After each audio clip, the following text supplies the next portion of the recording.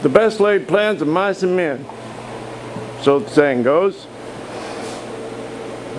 I was very proud of my airline install, my front bag installation, and thought it went very well.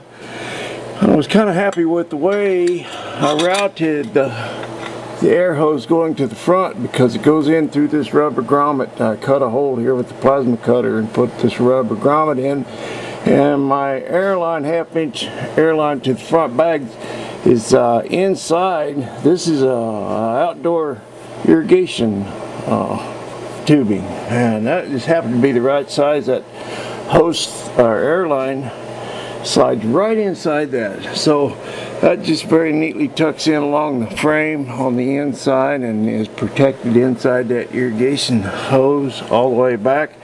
And I was real happy with the idea of running this crossover to the other airbag through this cross member, because it kept everything out of sight. You know, if you looked in through up through there alongside, well, with the manifolds on, you can't see much anyway, but if you look down here you wouldn't see this air hose, and I thought, oh, that was pretty clever. But this side picks up first.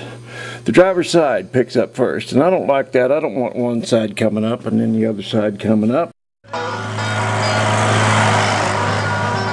Fire in the hose.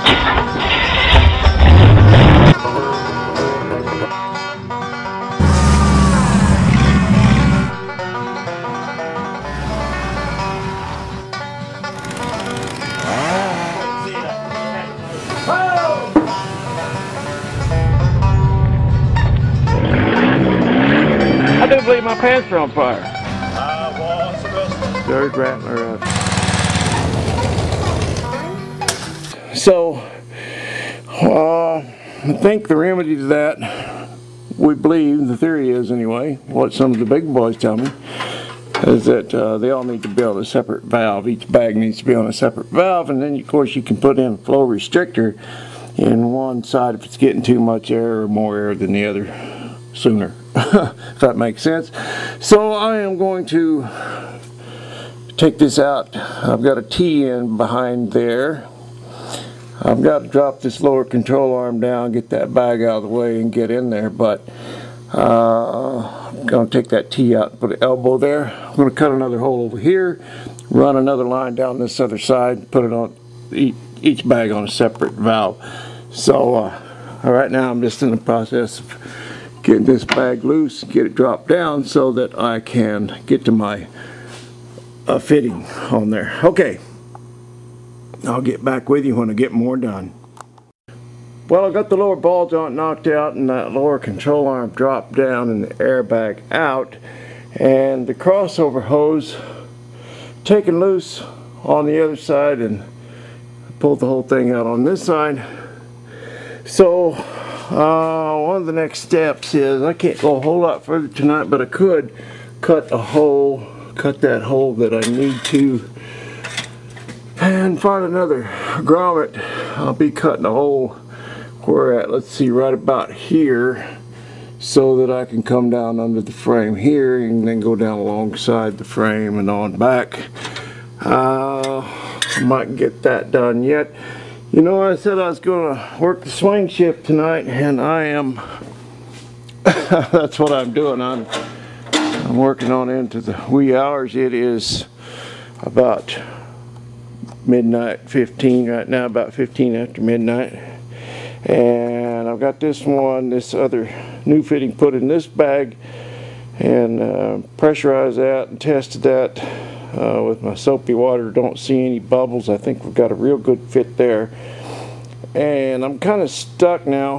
I'll put this back together, but I'm waiting for my elbows to come, my compression fitting elbows. I don't have those yet, and I'm hoping they'll come in the mail tomorrow, but I'm kind of on hold until I get those in.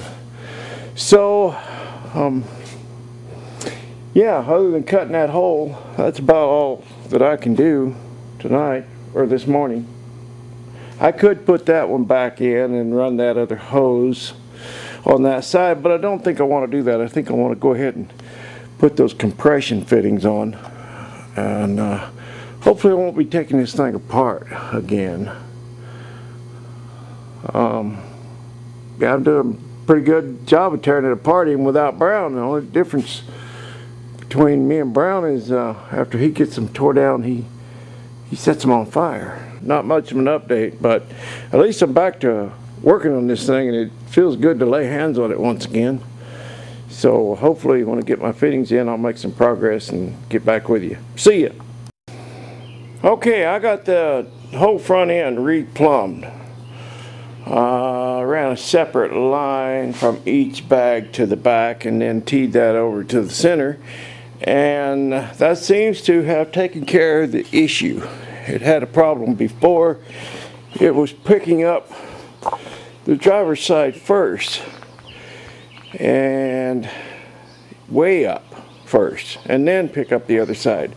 Now both sides come up together, and when you max it out and air both bags up completely, one side is a little bit behind the other, but that's way above ride height anyway, and I probably will never be raising it or fully extending those bags like that. It'll either be sitting on the ground or it'll be at ride height. I don't expect to, go four-wheeling in it, so I don't need a lot of ground clearance. As long as I can clear the speed bumps, that's good enough. I had gotten a flow regulator to put in line in case I needed it. If I still had an issue with one side raising up way faster than the other, I was going to put this flow regulator in the line, and I don't know if that's focusing or not. Anyway, that's what that is.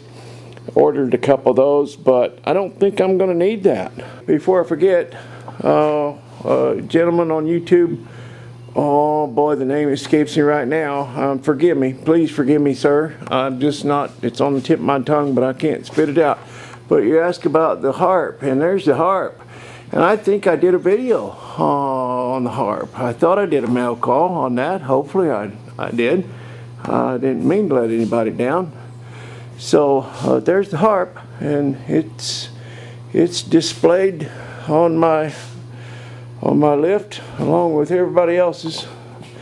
The stickers that people have sent me from all across the country and around the world.